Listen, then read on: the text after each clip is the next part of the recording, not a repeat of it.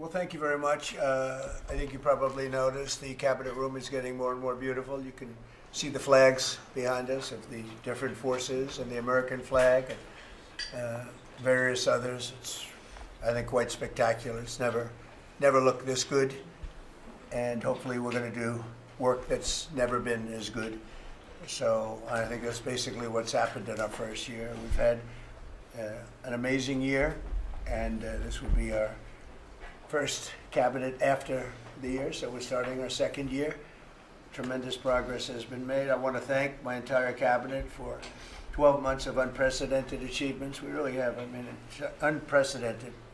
The numbers we've had on the economy and growth, you see them, and that's despite a Democrat shutdown. Without the shutdown, we would have picked up about 1.5 points more than already high numbers, record-setting numbers. So this has been, I think, and a lot of people say it, the most successful year of any administration in American history. First year, there's never been a first year like this, including the fact that we put out, extinguished 8 wars, and another one we think is coming. Steve Witkoff's working very hard, and Jared and everybody else, and I think it's coming. It was just announced that the murder rate in our country is the biggest drop ever recorded. It's at the lowest level in 125 years. First in recorded history, it's the lowest in at least 125 years. It's a wonderful thing. And the crime is way down, and one of the reasons is we've taken a lot of bad people and gotten them out of our country. In some cases, they're so bad that we put them in prison because we don't want them to even take a chance of coming back in, even though our border is very secure, record-setting secure. We had 0 illegal aliens being admitted into our country for the last 8 months. That's hard for even me to believe, but the people that make up the lists are supposedly nonpartisan, but I would say they lean toward the Democrat side. And if they say that, I'm all for it. As you know, we've had a situation take place with respect to Venezuela. I want to just thank General Kane and his staff. Well, the job that they've done is incredible. Nobody's ever seen anything like it. And once it did take place, I want to thank the leadership of Venezuela. We're getting along really well with them. The relationships have been very strong, very good. And they have informed me that they feel there's very good security, very strong security. We're working with the various people involved, including Chris and Doug and everybody on the oil. We have the major oil companies going to Venezuela now, scouting it out and picking their locations, and they'll be bringing back tremendous wealth for Venezuela and for the United States, and the oil companies will do fine too. Venezuela will actually make for themselves more money than they've ever made before, and that's a good thing. And the people of Venezuela were literally in the streets waving American flags. They were so happy. And the people in our country, like in the Doral section of Miami, which is considered Little Venezuela, they're thrilled. And I just spoke to the president of Venezuela, informed her that we're going to be opening up all commercial airspace over Venezuela. American citizens will be very shortly able to go to Venezuela, and they'll be safe there. They'll be safe. It's under very strong control. And the people of formerly of Venezuela, some want to go back and some want to go back to visit, and they're going to be able to do that. So I've instructed Sean Duffy and everybody else concerned, including the military, that if you would, by the end of today, I'd like you to have the airspace over Venezuela. Planes can go to Venezuela opened up. Okay? Yes. Thank you very much. And I want to thank all of the people in Venezuela for what they went through, and I want to thank the leadership for really they're doing a good job. And just as I promised, we've defeated the Biden inflation nightmare and achieved explosive new economic growth. The Atlanta Fed is predicting an astounding 5.4% GDP growth in the fourth quarter, and that's despite the fact that we had a Democrat shutdown. We would have had that number would have been 7%, which is a number nobody's ever heard of. And we've been given great national security because of tariffs. and we've also been given unprecedented income because of tariffs. Part of the income that we gave, $12 billion, we gave to the farmers of our country, so that yesterday I was up in Iowa, and they were very happy, Madam Secretary. Yes, sir. They were very, very happy. They were great. Grateful. So the GDP growth in the fourth quarter was great, and it's going to be, I think we're going to have an amazing and incredible year. Hopefully we won't have a shutdown. We're working on that right now. I think we're getting close. The Democrats, I don't believe, want to see it either. So we'll work in a very bipartisan way. I believe not to have a shutdown. We don't want a shutdown. And just yesterday, the S&P 500 hit 7,000 for the first time ever. There's never been any time at which it's done like that. And the other stocks also, I think it was 52 times for the Dow, had hit a record high. But the 7,000 was not a number that was even thinkable if you go back a year ago. So S&P hit 7,000 for the first time ever. The stock market has set, it's actually 52, 53 all-time record highs since the election, adding $9 trillion in value to savings, retirement accounts, and 401ks. And I mean, everybody benefits, but we have record stock markets. Companies have never done well. And most importantly, if you think about it, after 4 years in which Biden got much less than $1 trillion of investment into our country, actually it was taken over 11 months, even though we're 12 months. In 11 months, we've taken in more than $18 trillion. So they did less than $1 trillion, Scott, in a period of 4 years, and we've done $18 trillion in less than 1 year. So there's never been anything like that. No other country has done those numbers, by the way, in history. 10 years ago, one country did $3 trillion. No other. We did $18 trillion. Is being invested now. Thousands of businesses, plants, equipment all over the country are being built right now. And they're going to be opening pretty soon. And when they open, you'll see numbers like nobody's ever seen before. The economy is doing amazingly well. I wish the press would report it, but people are finding out. They're seeing it. It's coming. It's becoming pretty evident. It's hard to hide. Biden inflation, which is really stagflation, cost the typical family $34,000. Think of that, $34,000. But after 1 year, growth in real incomes is outpacing inflation by more than $3,000 under Trump. So one cost $34,000 and one made $3,000. That's a big swing. Gasoline has plunged to, think of this, over $4 a gallon, depending on where you are. In California, it's $7, $8 a gallon. While I was in Iowa, and they had $1.85, because I had it at $1.99 a gallon. And I was corrected by two farmers that said, I just bought my gasoline for $1.85. So, Chris, you have to be doing something right, you and Doug, right? But I don't want to give you too much confidence. You got to keep it going. We're drilling, I think I can say, we're drilling more than at any time ever in the history. We're taking out more energy out of our land, but specifically, if you look at oil and gas, we've never been anywhere even close. Is that a correct statement? That is correct. All-time records. Yeah, great. It's a great job. Well, it's supply and demand, so that's going down rapidly. And you know, when energy goes down, everything else goes down. They tried to do their thing. It was a disaster. Then they ran back very late to the Trump policy, but they didn't do the Trump policy. They cut leases. They did everything that they could do, but they lost it, and they were very high. And we're now less than $2 in many areas, $2.30 a gallon average.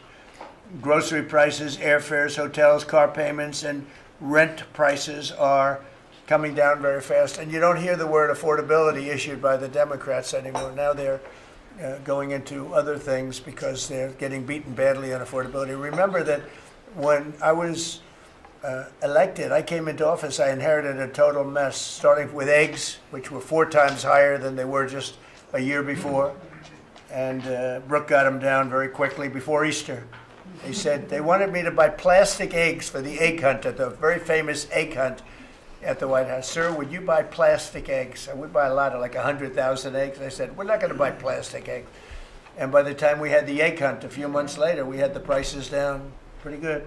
And now they're really low. Now they're at a very low level. So we really have, you don't hear the word affordability because we inherited very high prices and we inherited the highest inflation in 48 years. I say the history of our country. I think it sounds almost the same. Actually, I think 48 years sounds actually worse for some reason. So I'll go with the 40 because the press corrected me. I said history and they said, it's not history, it's 48 years. I said, I'll accept that. And we had the highest inflation in 48 years. We have now as you saw yesterday with the Fed, I'm not a fan of his, he said that inflation essentially is not a factor.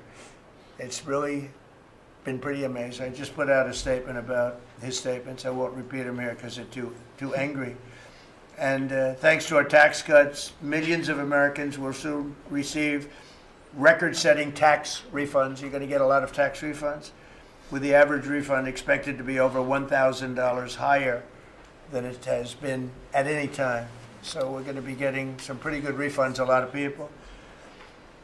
If congressional Democrats had their way, Americans would right now be facing the largest tax hike ever. You know, their proposal was to raise taxes very substantially.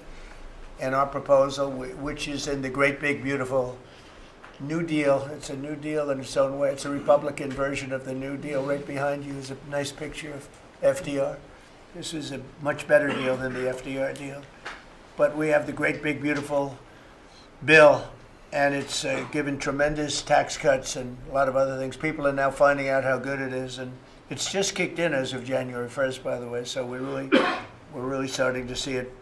Even though it's a month, we're really starting to see it. The U.S. economy would be cratering if they had won this election. Our country would be in very bad shape. Would be maybe not much of a country anymore. I don't think it would be a country anymore. They were doing everything wrong, but they were going to give you the largest tax hike in history, and we're giving you the largest tax cut in history in the great big beautiful bill. In addition, I think it's very good. I think it's very important. You have no tax on overtime, no tax on tips, and no tax on Social Security, but you also have, you're getting this is the first time this ever happened. If you buy a car, you go out and borrow money, you get an interest deduction. You take the interest rate, the interest that you're paying on the loan, you're able to deduct it for income tax purposes. So that's a first ever, and I think it's going to be great for everybody, including the car companies. I was in Detroit 3 weeks ago. I went to the Ford factory, spoke to the General Motors people. It's all the same. They're doing better than they've ever done.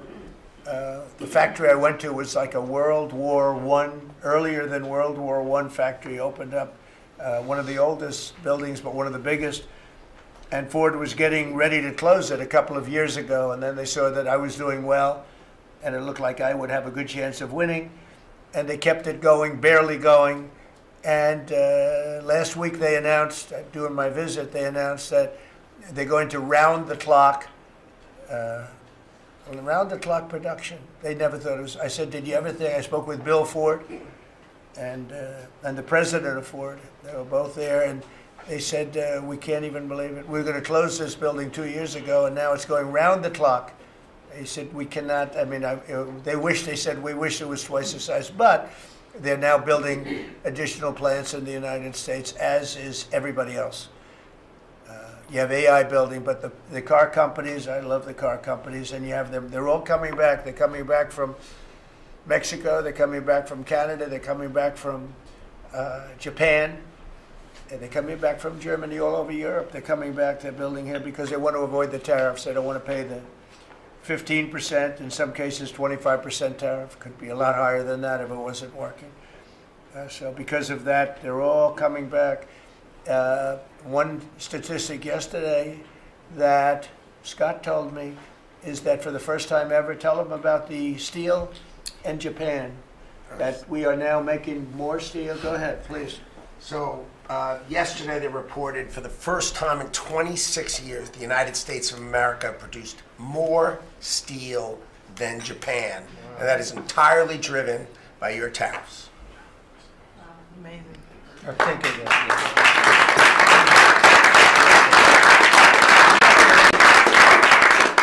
He obviously said that much better than I did because I got no applause and I'm giving you home run after home run. He says one thing and everybody I should have saved that one for myself.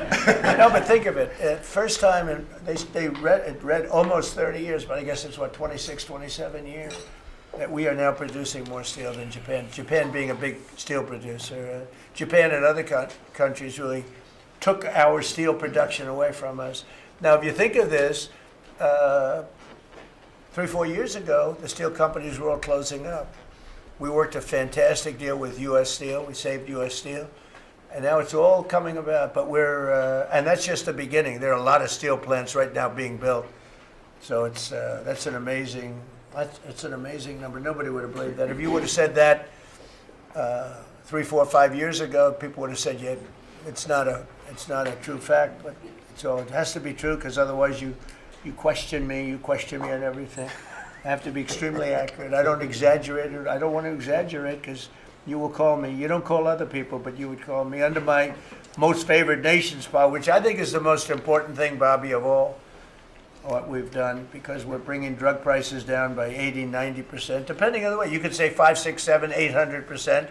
Depends on the way you want to calculate it, right? But let's go the old-fashioned way. But drug prices for prescription drugs will be down 80, 90%, 75%, 68%. They've only gone up. For years and years and years, they've only gone up. And now we're going to have essentially the most favored nation. We're going to have the most favored price in the whole world. Whatever the lowest price in the world is, that's what we're going to pay. And I don't want to go into a big deal, but nobody else could have gotten this but this administration. I'm being very nice when I say that. The cost of prescription drugs is coming down by a number that was never even thought of. This will have a huge impact on healthcare, by the way, because obviously drugs are a big part of healthcare, and it will help repair some of the Unaffordable Care Act's damage that they've done, because the Unaffordable Care Act, which is Obamacare, it's unaffordable. It's not affordable, and it's a disaster. And hopefully we will be paying money directly to the people instead of giving the insurance companies the money. They'll go into a healthcare savings account or whatever it is. But think of it. We pay the money, billions and billions, really trillions of dollars going to insurance companies. We want that money to go to the people. They buy their own healthcare. And it's so popular. The problem we have is the Democrats are owned by the insurance companies. They're literally owned lock, stock, and barrel by the insurance companies. And they hate it. But the people love it, including all Democrats. So I think we'll perhaps be successful with it. But it was an idea I had. You know, I read the papers, and I'm reading one of the stories about the insurance companies, how much money they're making, where they received, billions and billions of dollars for this stuff from the United States of America, and their stock has gone up by 1,400%. Think of it, 1,400. One went up 1,700%. Numbers went up. If you go up 1,000%, you're doing bad in that business, right? And it's all because of the money. Not all, but mostly because of the money the United States pays the insurance companies. They say, this is big stuff. And I asked somebody, why don't we just pay the people directly? And they said, that's a good idea. It's funny, it's a very complicated business, but actually it's not so complicated. And I went to Bobby and I went to Dr. Oz. I said, can I talk to you guys about this? Is this the kind of money the insurance companies get? Yes. Why don't we pay the people directly? And the primary answer was that the Democrats will never go along with it. But the people go along with it because I put it out. It went viral. Susie, it went all over the place. It became the biggest story. I just said it. And so I think we have a great situation if we can do it. But if you think most favored nation policy for drugs will bring your drug prices down at levels. So now if they're selling a pill for $10 in London and $130 in New York, the London price will go up to $20 and we'll go down to $20. So we'll go from 130 down to 20. And by the way, tariffs did it again because the drug company said, we'll do it begrudgingly, but they were okay. But we'll do it, but no nation's going to approve it because even if you raise the price by, like on a pill, $10 to $20, you're doubling the price of their prescription drugs. I said, no, they'll do it. And when I got them on the phone, I said, if you don't do it, we're going to charge you very substantial tariffs, more money than that's going to cost you. And they said, we'll do it. And before, I don't know that any other president even tried to do it. We can't find it. But if they did try, they wouldn't have gotten through the companies. They wouldn't have gotten through the company, and then they wouldn't have gotten through the country. I spoke with Macron. He was the first one. He was not at that time wearing sunglasses. And he said, no, Donald, I will not do this. I will not. I won't even consider, you're asking me to double the price. I said, you have no choice. You have to do it because you guys have been ripping us off. In other words, the whole world, we've been subsidizing the whole world on drug costs. That's why they were $10 and we'd be at 130. As an example, there were many examples. I could give you examples even worse. He said, no, I will not do that. And I said, yes, you will. 100% you'll do it. He said, no, I won't do that, Donald. You're asking me to double the cost of our prescription. We will not do that. I said, look, you've been ripping us off now for decades. We're not going to do it anymore.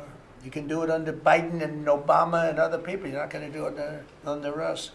We won't do it. I said, well, if you don't do it, I'm going to charge you a 25% tariff on all of your wine, champagne, and everything else you sell into the United States. He said, like I said, I will do it. And that was the end of the conversation, right?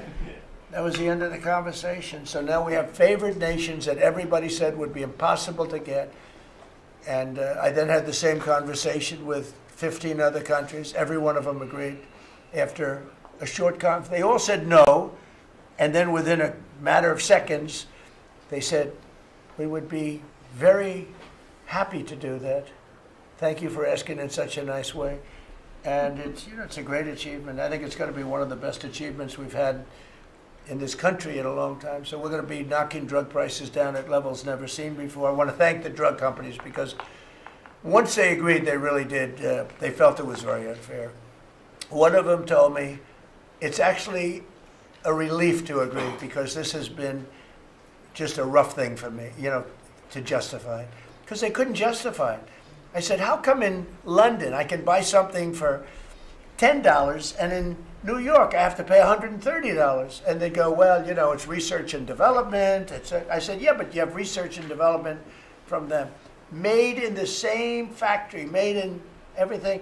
This is where my friend, who's very successful, I told you, a seriously overweight person, he takes the fat pill or the fat shot. And he was in London and he said, cost $87 there, cost $1,300 in New York. What's going on? He called me up. And, I knew that, but he put it in a very blunt way. I've known him a long time. He's a crude individual, but smart as hell, made a lot of money. But he just thought it was sort of ridiculous. He happened to be in London, and he got the shot, Ozempic, I think, or one of them. And I told him it wasn't working. For him, it didn't work. But he brought up a good point. It didn't work.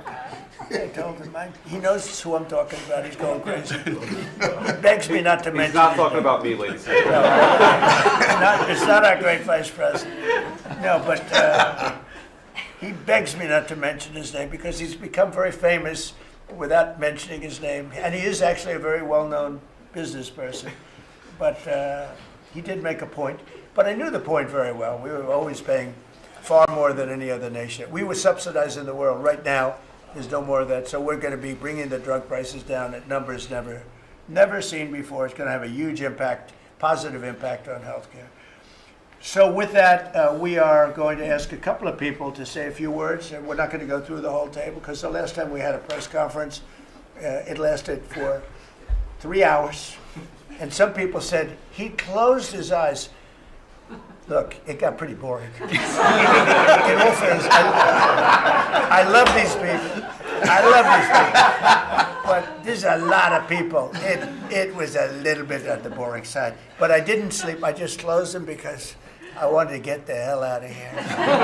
Some of them, I didn't sleep, by the way. I don't sleep much, let me tell you.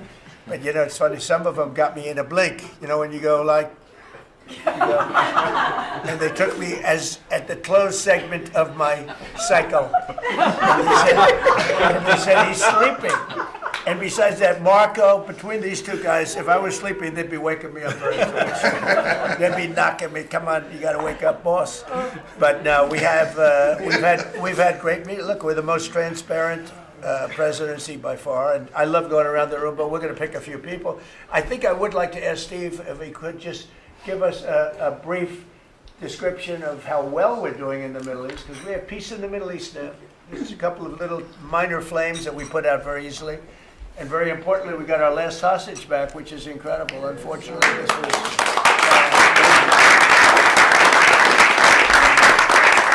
something that nobody said could be done. And I will tell you, Hamas was a big factor in getting all of the hostages back. We were not happy with them, and they had to bring them back. And they found the dead hostages, the bodies of hostages were.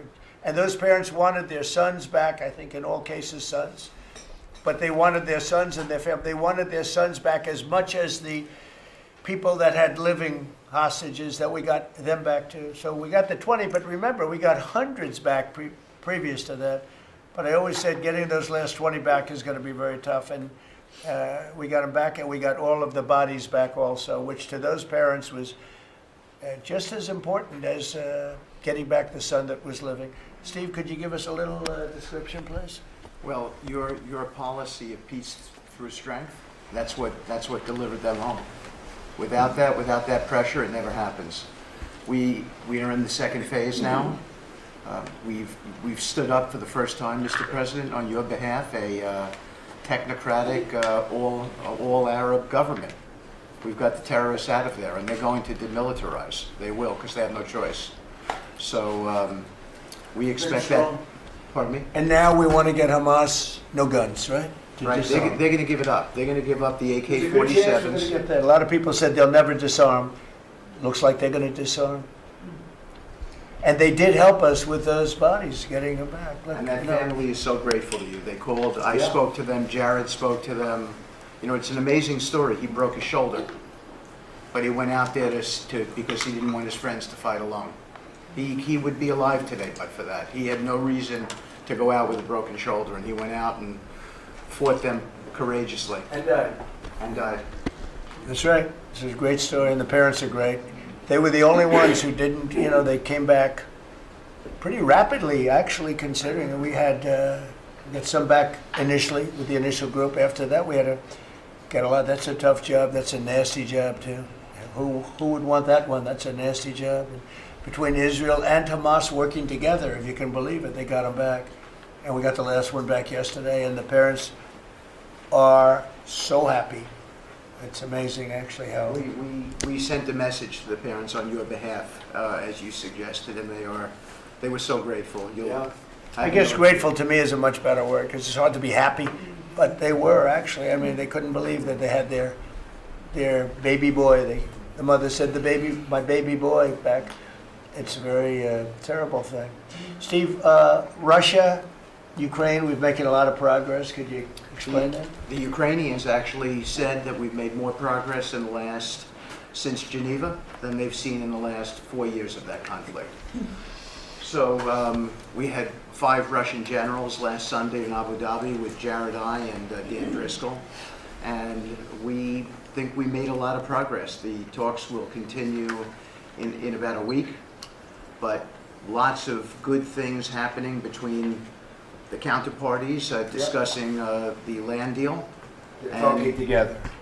We have a security protocol agreement that's largely finished, a prosperity agreement that's largely finished, and I think the people of Ukraine are now hopeful and expectant that we're going to deliver a peace deal sometime soon. And because of the cold, extreme cold, they have the same that we do. I personally asked President Putin not to fire on Kiev and the cities and towns for a week during this. It's extraordinary. It's not just like cold, it's extraordinary cold, record-setting cold. Over there too, they're having the same. It's a big pile of bad weather, the worst. But it was really. They said they've never experienced cold like that. And I personally asked President Putin not to fire into Kiev and the various towns for a week.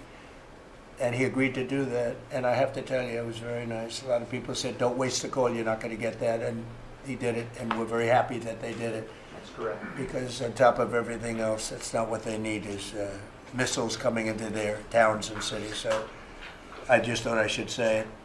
I thought it was a very good thing.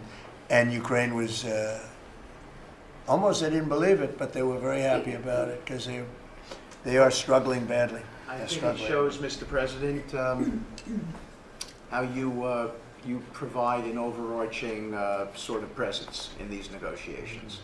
The Ukrainians never thought it could happen.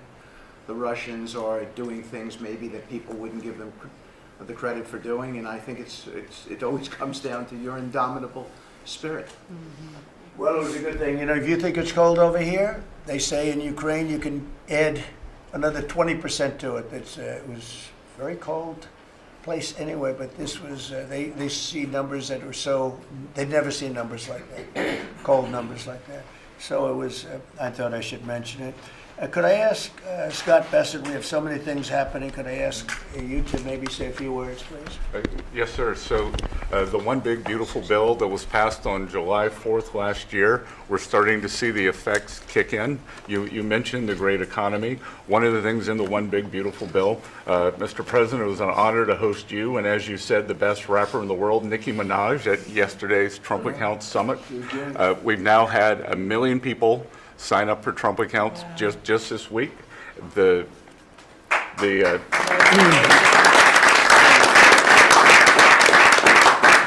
think there'll be 25 million families who are eligible.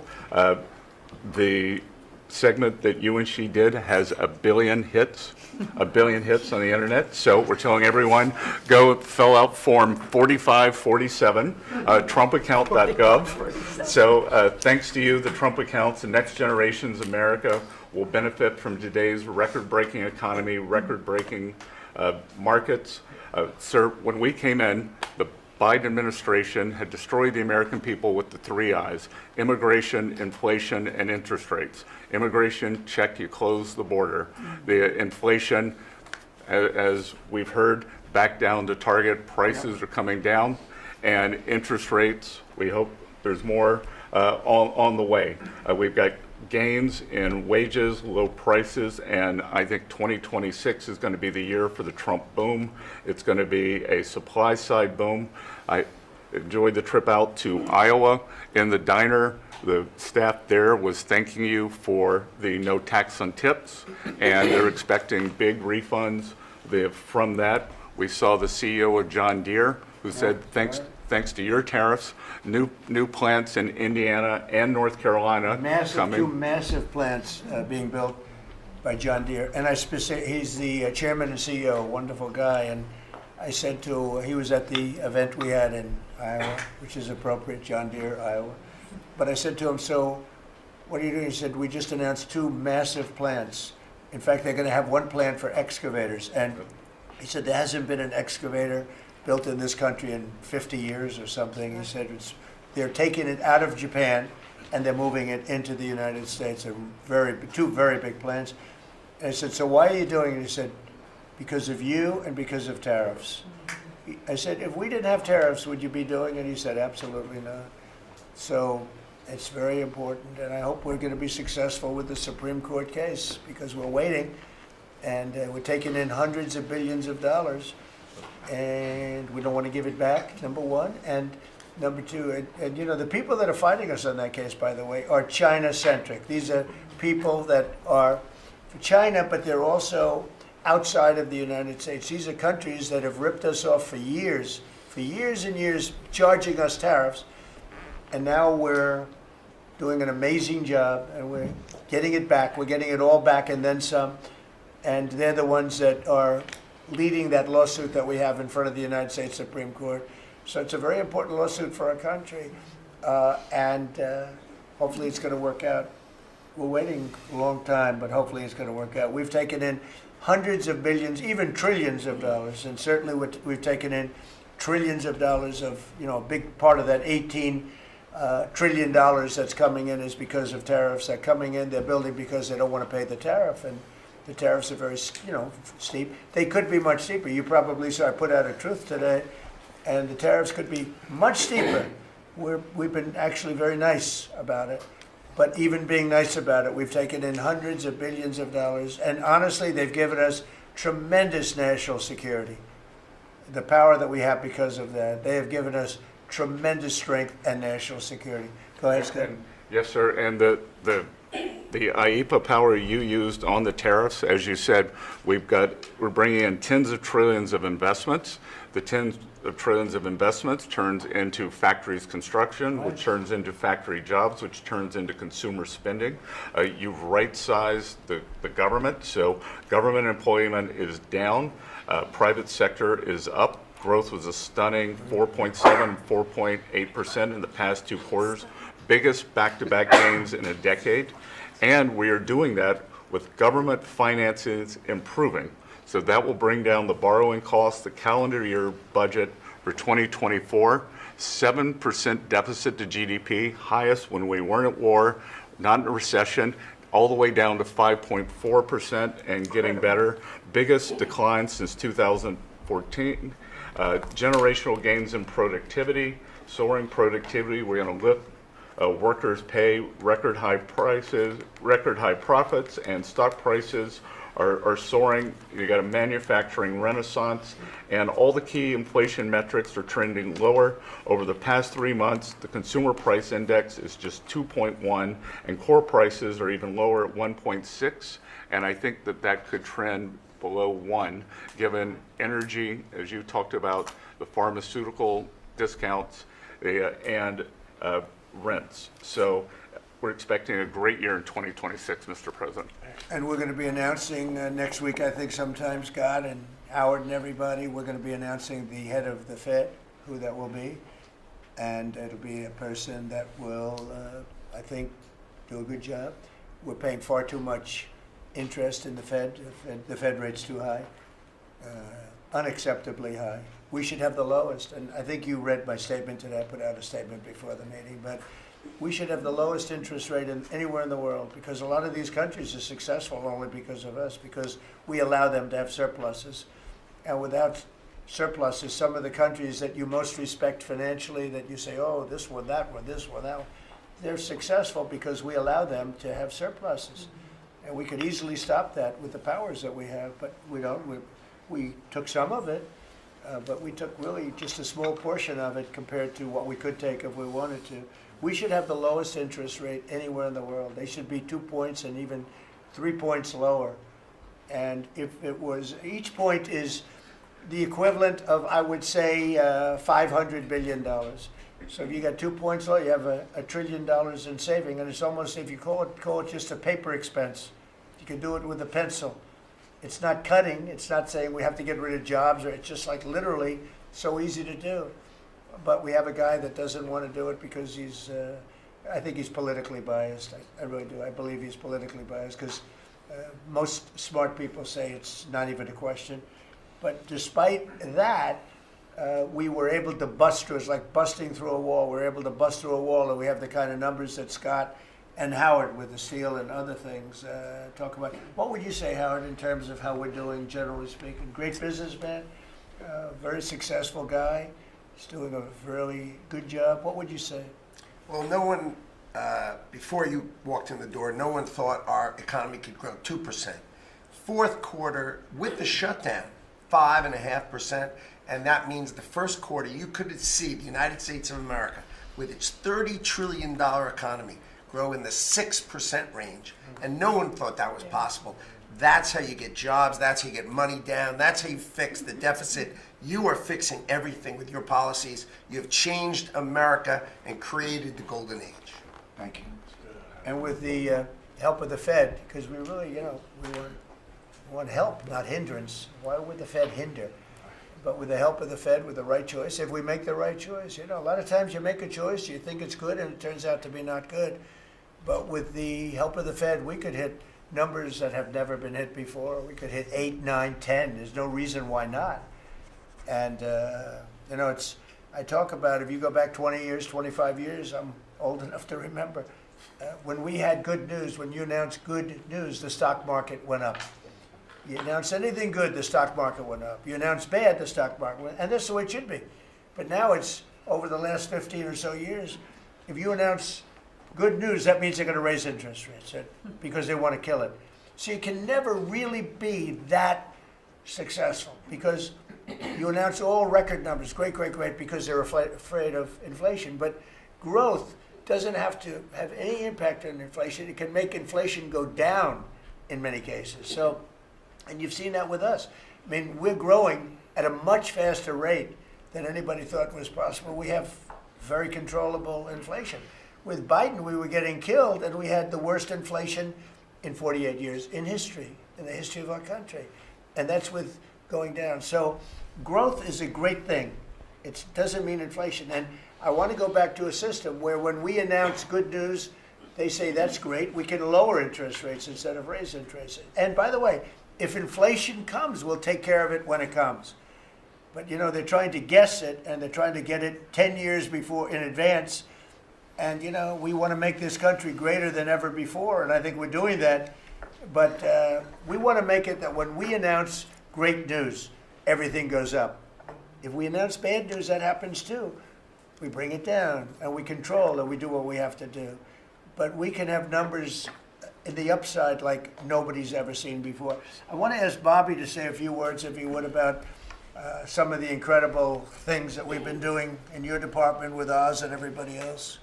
Mr. President, we're in the process of implementing your great healthcare bill, which is going to increase affordability, drive down costs, and increase the quality of healthcare for every American.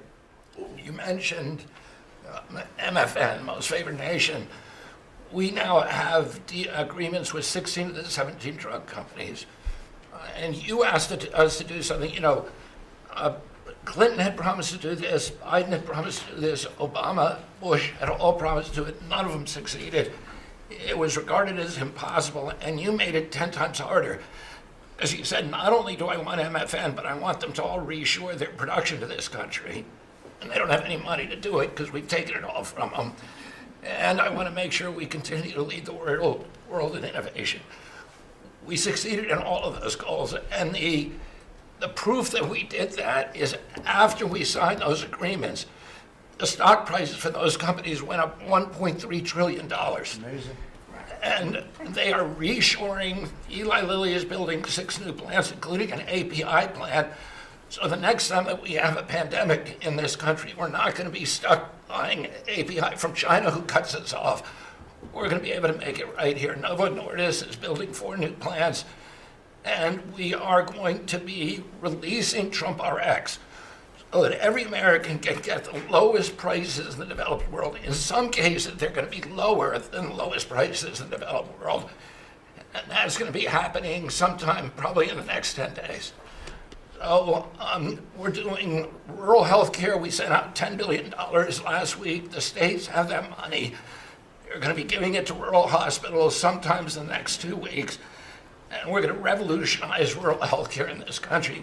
You are raising the influx of federal dollars to rural health care by 30% over the next 5 years. So 30% every year, more dollars, federal dollars, are going to be flowing to them. It's going to allow them to rebuild their decaying infrastructure, to retain providers, and also to revolutionize the use of AI and other technologies, which is going to dramatically lower the prices for rural Americans and raise the quality of their health care. Brooke and I released the dietary guidelines, which have been received incredible acclamation from both sides of the aisle. We are going to change the food culture in this country. Brooke gives away $405 million a day to buy food for Americans. And the WIC program, the Head Start program, SNAP, school lunches, the VA, and the military, they're now going to be getting real food for the first time. And Brooke came up with the ingenious idea of requiring every store in this country that accepts food stamps to double the amount of real food that they're selling. And this is going to drive changes in the market. And it's going to lower the cost of meats, of proteins, of whole grains, of fruits and vegetables, so that every American will have in their reach an affordable meal that actually is real food. 70% of American kids now are, 70% of the diet of American kids is now ultra-processed foods. That's why we're spending $5 trillion in treating chronic disease in this country every year. We are attacking fraud. We have Oz finding hundreds of billions of dollars of Medicaid, Medicare fraud in states like Minnesota and California, and we are clawing back that money. We also accomplished something that every American has promised, which is prior authorization. Now we have 80% of the insurance industry that has agreed to eliminate prior authorization in almost all of their procedures. So that this is going to dramatically change the experience of every American with the healthcare system. When you go to your doctor at your point of care, before you leave that office, you will know whether the insurance company is going to pay for the procedure or not. And that is going to, as I said, change the experience. We're also doing price transparency, which you passed during your first term. It never got implemented because the Biden administration never enforced it. We brought more enforcement actions against hospitals than in this 1 year, and the Biden administration brought in 4 years, and we're doing a crackdown so that every American, when you go to a restaurant, you look at the prices before you buy the meal. You ought to be able to do that when you go to a hospital, and by the time that we leave office, every American is going to have that guarantee. We're doing a lot of other stuff, but we were told to keep it short. So.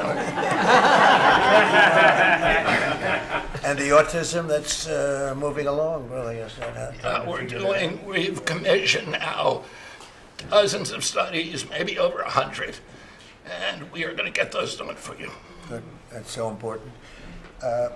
Also, Eli Lilly, Merck, Pfizer, every drug company, they're spending trillions of dollars right now, as we speak, building plants in the United States because they want to be able to save a lot of money on tariffs. It'll be hundreds of percent, 100%, 200%, 300% in 2 or 3 years from now. So I said, you better have your plant built because in 2 years from now, before I leave office, it'll be a sad day. Very sad day for me. But before I leave, every one of these plants better be built because you're going to be paying 300% tariffs. And they're all building their little hearts out. I spoke with the head of Eli Lilly, who's a fantastic guy, a star, actually. He's a star, very smart. And he told me he's building 6 plants in the United States, big ones, in locations that I know very well, but all over the country.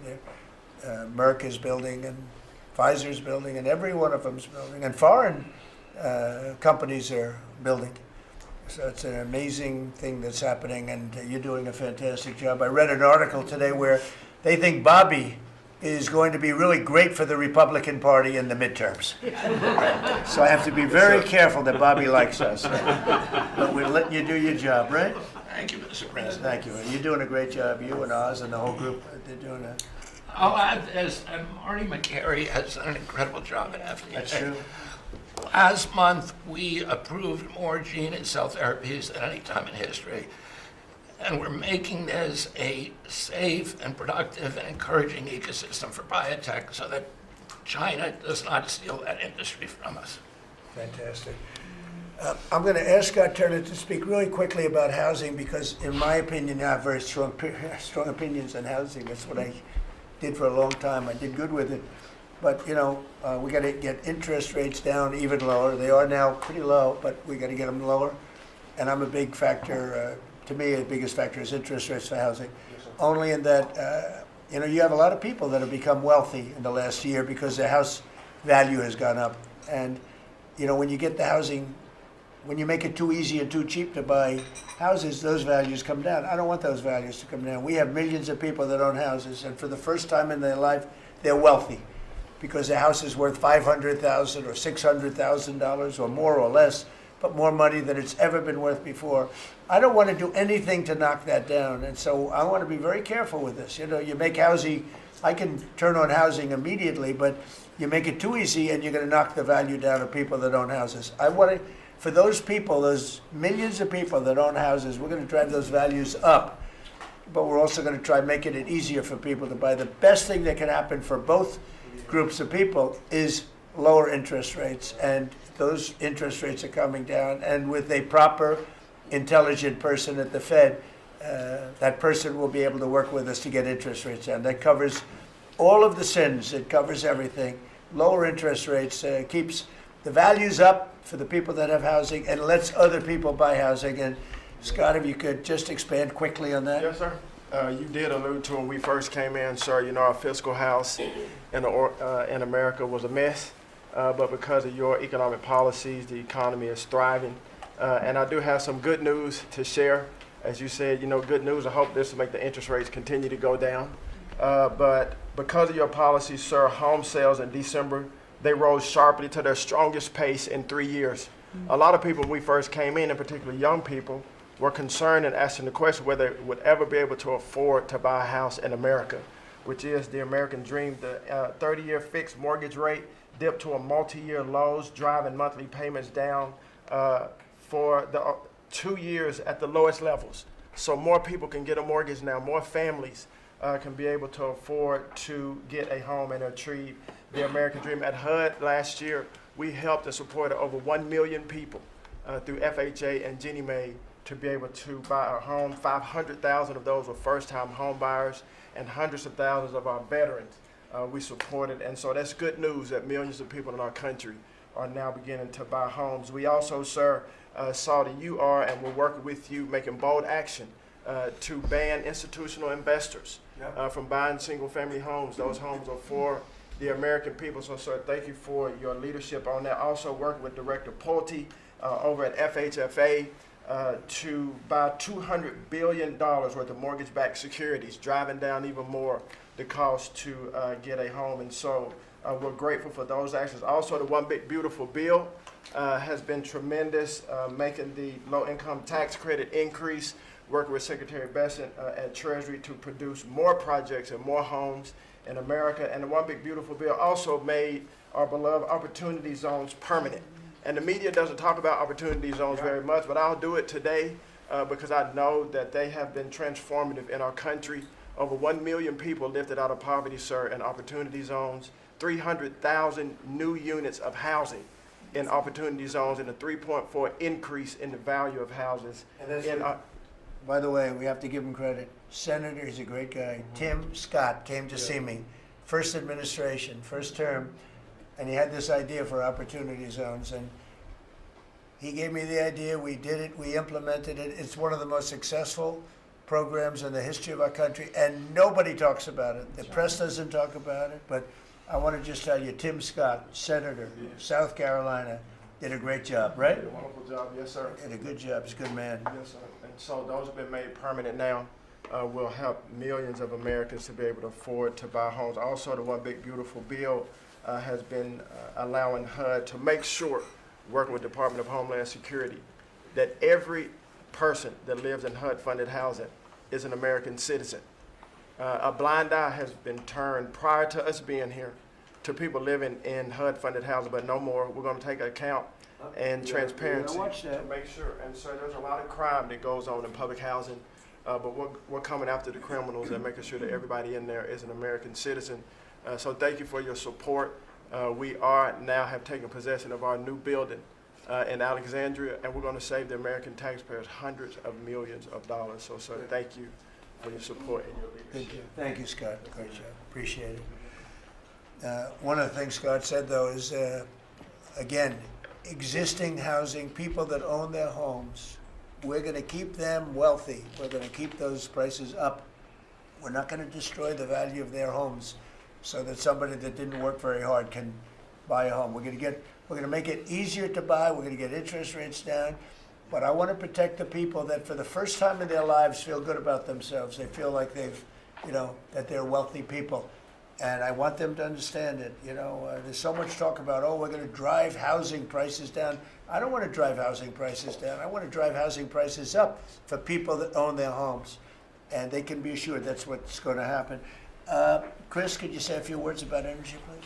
You bet, Mr. President. I can say with confidence that your energy dominance agenda is firing on all cylinders. The United States oil production today is greater than Saudi Arabia and Russia combined, the number 2 and number 3 producers. Our natural gas production today is greater than Russia, China, and Iran combined, the 2nd, 3rd, and 4th largest natural gas producers.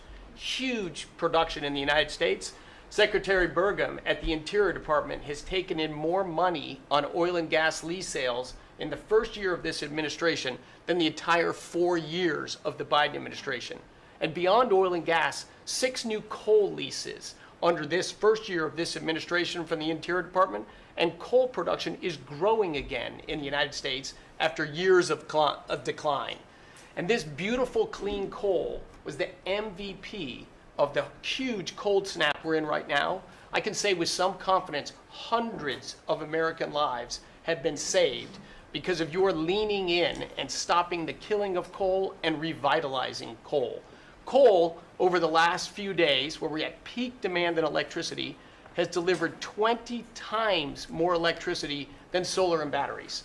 Think about that, 20 times more. An industry. Because coal doesn't mind very cold weather, right? Clean, you're not allowed to say the word coal without proceeding by saying clean, beautiful coal.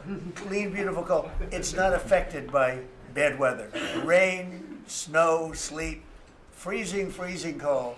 How does it react under freezing cold weather? It steps up and delivers big time. In fact, what coal did during this storm was deliver massively more electricity than it was delivering a month ago, because we needed far more electricity. Who can step up? The windmills, by the way, are all frozen. You know that they don't turn. The windmills aren't turning. The windmills that these fools paid for. The fool is this country, because the people that have the windmills get massive subsidy, and they make a fortune on windmills that don't even work, and they don't produce anywhere near what they should be. And it's the worst, most expensive form of energy there is. And by the way, Europe is destroying itself with the stupid windmills they're putting all over their beautiful areas of most magnificent landscapes in the world, and they're just destroying. Europe, better get smart.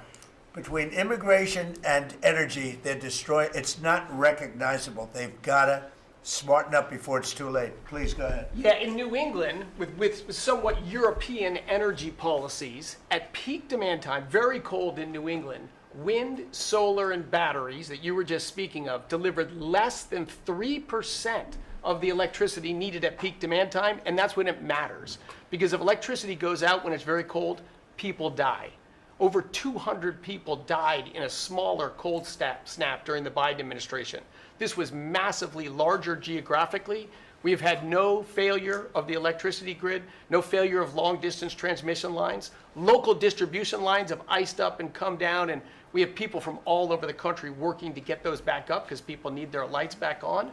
But your energy policies delivered just a dramatically different outcome for the American people. If we'd continued the Biden-era policies for one more year, continued to shut down coal plants, continued these crazy climate restrictions that wouldn't even let power plants run at maximum demand time, we hadn't liberated all the backup generators that are sitting there. We gave up an emergency approval, So a lot of run those everything. plants that were going to close, coal plants that were modern and good and threw off very little problem, and that were really powerful. You know, by the way, China does most of everything they're doing with coal. Not that we want to copy anybody, but you know, they make the windmills, but they don't have a lot of wind farms. That's somebody ought to look at that. How many wind farms do they have? Very, very few. They make them, they sell them, they make a fortune, but they don't use them. So the coal, I mean, I understand they're using it also as a great backup. So you build a plant, but they have it as a backup in case of tragedy, in case of really bad weather, et cetera, et cetera.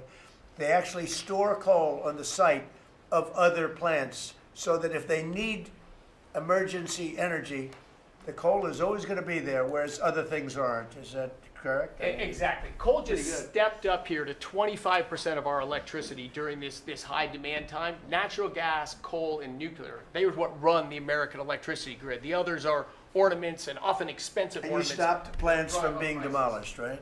17 gigawatts of coal generation plants were slated to close last year that were stopped from being closure by this And if they administration. were closed, we would be really tight on energy. We would have had significant blackouts at these peak cold times, and extrapolating from the last storm during the Biden administration, I think at least hundreds of deaths. Because in the South, a lot of heating is done with electricity generation. If those grids go down, people die. So these, and when going back to the Working Families Tax Cut Act, or the One Big Beautiful Bill, that got rid of $500 billion of subsidies, energy subsidies, that do nothing but make energy more expensive and less reliable. And under this administration, we've spent massively less on energy, and we've delivered massively more on energy. And when you have more energy of lower prices. It's a fantastic job. You and Doug. Doug said, you got to get this guy Doug. You got to get this guy Chris Wright and get him as soon as you can. I said, but I want you to run energy. He said, well, I'm good at it, but he's better, right? Didn't you tell me that? So I gave him the land, I gave you the energy, right? And it's a great combination. I mean, they literally have, I said, maybe we'll merge it in some way. They said, we don't have to. We get along. They work together, right, with the land. He's got the land and the energy. He's got the knowledge to take it out. It's been a good combination.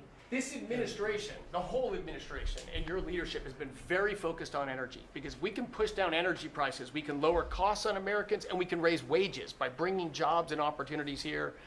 It is a transformation of American energy. Thanks for your leadership. He's one of the most respected people in the energy world. And Doug told me about Chris Wright. They said, if you could get him, what he gave up to do this job, you're making a little less money, but that's all right. You don't care. What you're doing is fantastic. But he said he's the best in the world. Other people have told me that. The heads of the biggest companies have told me that. And it's really panning out to be so. We appreciate it very much. It's great. One of the things we're doing with energy, I think that's so important. We have an old grid, been around a long time, and not really, can't be much expanded. Can be fixed up a little bit, but can't be much expanded. And we have some plants that are so big that the grid would never be able to hold it. We're allowing them to build a electric producing plant, mostly electric, but they can use nuclear to do it, they can use oil and gas, they can use coal, they can use whatever they want. I think many are choosing oil and gas because it's there, it's tried, it's true, it's plentiful, it's inexpensive. Some are going nuclear, some are going both, many are going all three. But the plants, you read, well, how do we ever fire those plants? Because to do this, we need 2 times the electricity we produce in 1 year for the entire country, which is almost hard to believe. These buildings are so big. They're going up now. So I did something that nobody thought was possible also. When they build their building, they build their own electric generating plants. And we are seeing some of the most incredible designs you've ever seen. So we don't need the grid. I read an article in the Wall Street Journal saying, oh, we're falling behind China. We're not actually. We're leading everybody because I'm letting them build. The government would never be able to do that. Now, China's a different kind. They build, they do things that you got to hand it to them. President Xi, they build vast amounts of energy. They don't have certain constraints that we have in this country, but we're more than topping them. We're leading China by a lot on AI, and it's primarily because I'm allowing them to build with their plant their own electricity. If they had to rely on the grid, they wouldn't have any power. You wouldn't have any power for anything. And they're building the electricity. And one of the reasons I'm able to do that is we have a very capable man in the room named Lee Zeldin. He may be in the room someplace. Is it his normal place? He's there. He's always there. Most reliable, solid guy. And he's done an amazing job. Could you just explain that? And also, because of the fact he's so good, California has a problem. The hardest permit to get when they lost 25,000 or so houses, which shouldn't have been lost, they should have allowed the water to come down from the Pacific Northwest, which was very plentiful. But they didn't do that. They lost 25,000 houses. Lee and his team gave them the most complicated permit within 20 days. Everybody, every single house that burned down got the federal approval. Unfortunately, it's well over a year. And the state and the city, that's Gavin Newsom, and the city, the mayor who's grossly incompetent, by the way, they have been unable to give permits. There are like 3 houses being built out of thousands and thousands. They have no permits. So I read about a week ago that it's possible because of what's happened whether you declare national emergency or something. These people are they're dying to build their house. They want to do something that I could put somebody in charge from the federal government. Congratulations, Lee. And I'm putting Lee Zeldin in charge of getting them their permits, city, federal. You have the federal, you need the city and state, and I hear you have great powers over them if we want, and we're going to give you that power. We've already given you that power. So Lee Zeldin is going to work with the thousands of people that are dying to build their house. And I also recommend one other thing. Give them the house plus a 10% bonus. In other words, you get a bonus, you can build your house 10% larger. They've suffered so greatly, they've waited so long, and they should be given a bonus. So I think, and I've heard this has been done before, they get a 10% bonus. They can build a house that's a little bit larger than what they had before. And I'd like to have you take it over. Mr. President, your great Secretary of State was looking for another job. So I was thinking about him, but he's pretty well booked. I watched him yesterday. He did a great job yesterday, but he's a little booked up. Let's go, Lee. Talk. No more ideas like that, Lee. when President Trump came into office, he immediately signed an executive order giving EPA 30 days to complete our Phase 1 hazardous material removal, so that the Army Corps can come in and complete their Phase 2 debris removal. So at first, the response was that was going to be impossible. Good luck trying to get it done maybe by the summer. But we figured it out because operating at Trump speed, the president was just sworn in. We had to get it done, and we got it done in less than 30 days. The Army Corps then came in and completed the debris removal. So the federal government, while the governor has tried to accuse this president of not focusing with a laser on putting all of the weight of the federal government into getting this done. It happened from the moment he was sworn into office. SBA came in. I think it was about half of the disaster loan money, billions of dollars from last year went towards these residents and businesses. So the full weight of this government. But right after I was sworn in, which was actually a year ago today, my first trip was to East Palestine because the vice president never forgets his home state. The second trip was going to Los Angeles. There were people with contractors all over Palisades and Eaton ready to rebuild right then and there. You're talking about a year ago. And now the frustration, the passion that we all hear from all these Los Angeles residents. And President Trump, he's made it clear to us that he's heard enough. And the message should be heard loud and clear to that local leadership. They should be motivated listening to this right now. And when this cabinet meeting is over, if it hasn't been done already, is that they need to go into the office where these permits are just laying around, flip over tables if you have to, fire people if you have to, and get all of these approvals done so that people can rebuild their lives. It's been a year, and this president has had enough. So whatever you can do, that's going to be very important. And it's so sad, those people, we were there a few days after the fire, you were there with me, we were walking down the streets. The people are devastated. The love that they had for that property was, everybody was going to rebuild, and they thought they could do it immediately. They should have. We gave it to them so quickly, but they can't get their permits. They still can't build, and they're losing spirit too. I mean, a lot of people are losing spirit. And the other thing I'd like to talk to you about and other people about that happen to be sitting around the table. They want to build a low-income housing project right in the middle of everything in Palisades. And I'm not going to allow it to happen, okay? I mean, maybe it's politically correct, maybe it's not. I'm not going to let these people destroy the value of their houses. I built a lot of low-income housing. I made a lot of money building low-income housing. I know more about it than anybody. We're not going to allow this guy to build a low-income housing project on top of everything else in the middle of that mess that was created by the fact that they didn't allow water to come down from the Pacific Northwest, okay? And I'd like you to have that stopped and stopped immediately. No financing, that might be you, Scott, because they'll come to you for financing. It's never going to be approved. You would never, but Scott thought it was a horrible thing. So there's going to be no financing for low-income housing. Let the people build their houses, and as fast as you can, help them, help the mayor and help the governor get their permitting done, okay? Yes, sir. Okay, thank you very much. Kelly, I think you were just alluded to, Are you helping some of the people out there with loans? Yes, Mr. President, thanks to your leadership, you also helped put the fires out. Your executive order got water to the scene in your earliest days of your presidency. So you've been there from day one. We've been out there twice now. There had been no changes until your executive order this week that is allowing that permitting to happen quickly. We have 16,000 structures burned. We have put loans out on 12,000 of them for $3.2 billion. More than half of all the disaster money delivered in America went to that area. Now, because of the abject leadership, the failures of Gavin Newsom, they have not been able to rebuild. Because of your leadership, they're going to be able to rebuild. But that's not all you've And done. they'll take the credit for it, watch. It'll start, and they'll take the credit. Look at the great job we did. They would never, it wouldn't get built in 20 years. And it will be destroyed by building low-income housing next to luxury housing. History says that doesn't work too well. Go ahead. We're going to make sure that doesn't happen, Mr. President. Please. But under your leadership, you've ended at least 8 wars, okay? But probably the most important and underreported war that this president ended was Joe Biden and the Democrats' war on Main Street and hardworking families. We've seen it as I've gone across the country this month, 10 different states, and we saw it when we were together in Iowa. Hardworking families, farmers, small businesses expressing gratitude, lined up to thank you. I was out with our great vice president last week in Toledo, Ohio.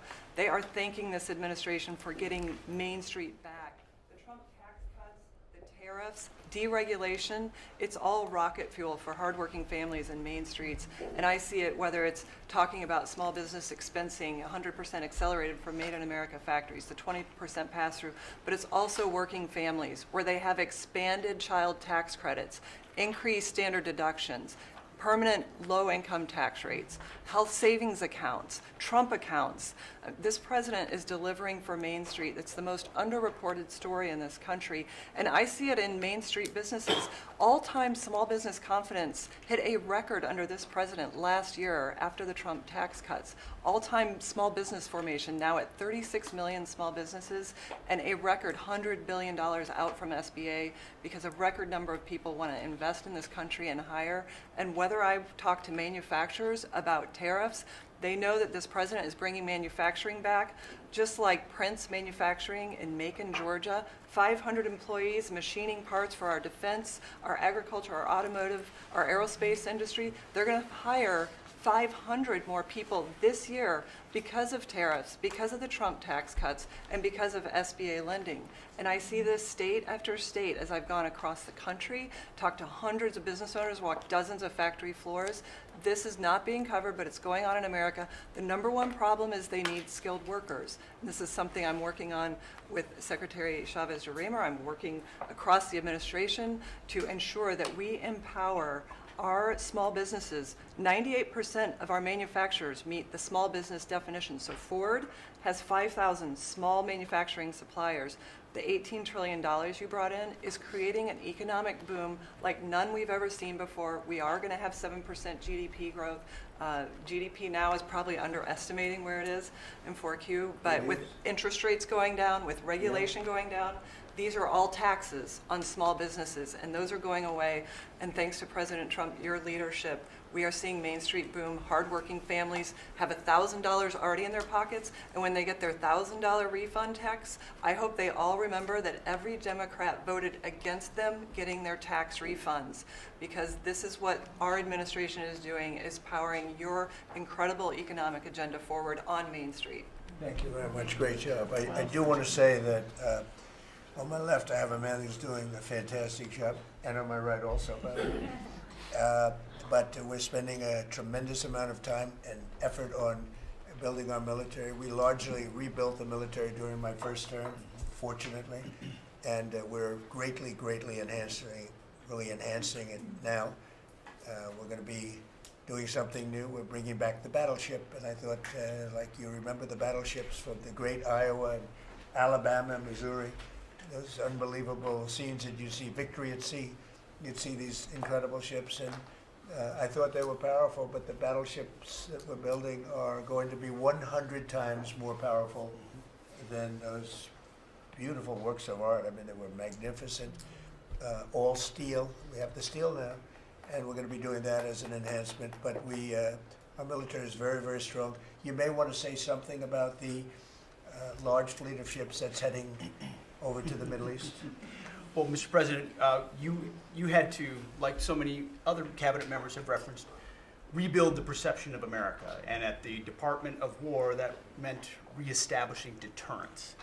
What happened in Afghanistan, what happened in Ukraine, a war that never would have occurred, what happened on October 7th in Israel, never would have happened under President Trump. So as a result, we're having to rebuild how our enemies perceive us. And when President Trump said, we're not getting a nuclear, Iran, you won't have a nuclear bomb, he meant it. And we sent those B-2s halfway around the world, and they never noticed.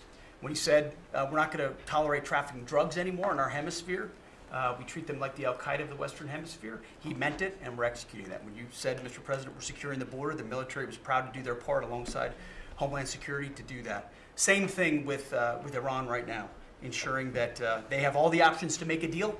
They should not pursue nuclear capabilities, and we will be prepared to deliver whatever this president expects of the War Department, just like we did this month.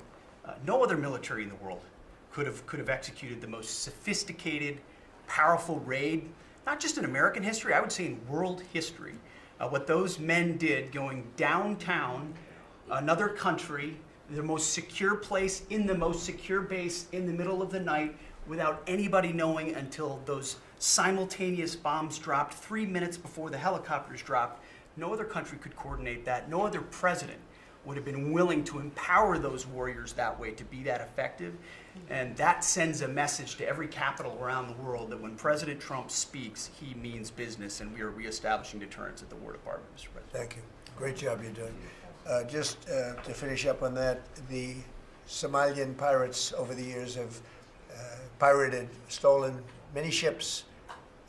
They would get large amounts of money for the ship. You know, you have $1 billion ship, and the insurance companies didn't want to fight because, you know, some of those ships are very flammable. They're carrying millions of barrels of oil.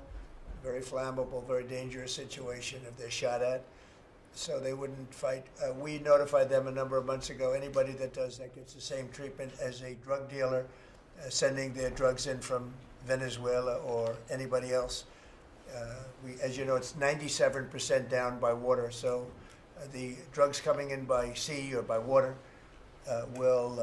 is down 97%. Now we're also starting, that was the more difficult route. Now we're starting to do that by land also. It will be, you'll see that happen as they come in and kill our people with drugs. I think the real number is 300,000 people a year, not 100, but whatever it is, it's a lot of people, hundreds of thousands of people. They're going to get hit. But also we added to the list the Somalian pirates that go out on a boat, similar type boat, actually not quite as fast, not quite as nice as you can imagine, but they get the same missile that we give to the people that are bringing drugs. And so far we haven't seen anybody going out. So the traffic is not being interfered with by people pirating our ships. Not our ships, ships all over the world. I said, make it for any country. We're doing the rest of the world a favor. It's a very effective favor, but we see very little pirating nowadays. You used to have ships being taken every single, like 2 or 3 a week, these massive ships that be brought in to some place in Somalia, which I don't even know is it a country. We have Ilhan Omar left, and then she gives us lectures on the Constitution of the United States. These people are, what they've done to rip off our country is terrible, but the pirating has essentially stopped. They know that if anybody even makes a move toward a ship, they get the ultimate treatment. They will go to wherever they want to go, but it's probably not going to be to heaven. I can't imagine, but they get hit very hard, just like a drug dealer, just like the boats, the ships that are coming in. Every boat that comes in with drugs on it that we take out, we just saved 25,000 American lives. Each boat is the equivalent of saving 25,000 American, mostly American, but American lives. So I just wanted to let you know that, and Pete's been totally authorized to do that. And they know it's going to happen, and it seems that all of that brisk business that they had has been stopped in its right in its foot. So I just want to thank everybody for being here. My cabinet has been amazing. I like this much better than going around for 3 hours. We'll pick on other ones. Pam, you're doing great. We're all doing great. JD, if you'd like to say something, you can. Would you like to really quickly? He is, after all, the Vice President of the United States. It's okay, sir. I'm here for the free coffee. I just say it's an honor to serve with this group, and we're doing a lot of good for the American people. We're very proud of it. Yeah, we're very proud of the country. We're very proud of you. Thank you very much, everybody. Thank you.